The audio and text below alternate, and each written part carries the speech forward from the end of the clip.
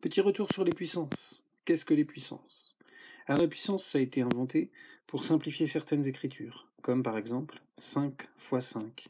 On a écrit 5 fois 5 comme étant 5 exposant 2, ou 5 au carré.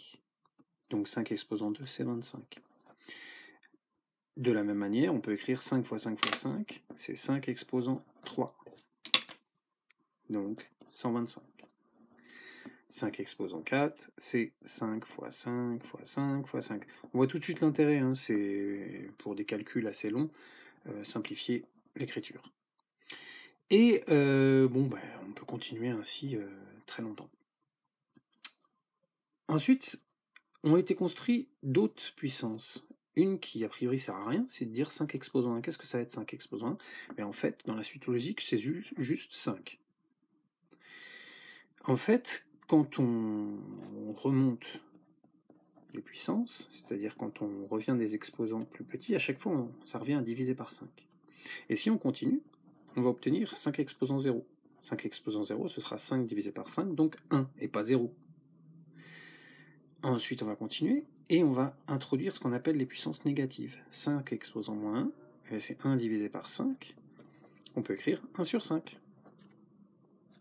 On va continuer, 5 exposant moins 2, on divise par 5.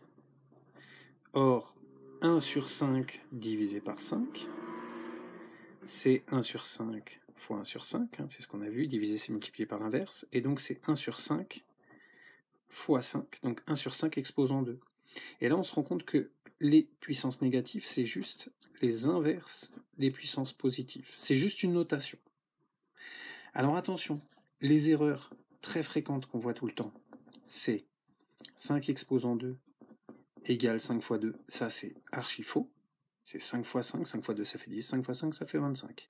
On voit aussi 5 exposant 0 égale 0, non, 5 exposant 0 c'est 1.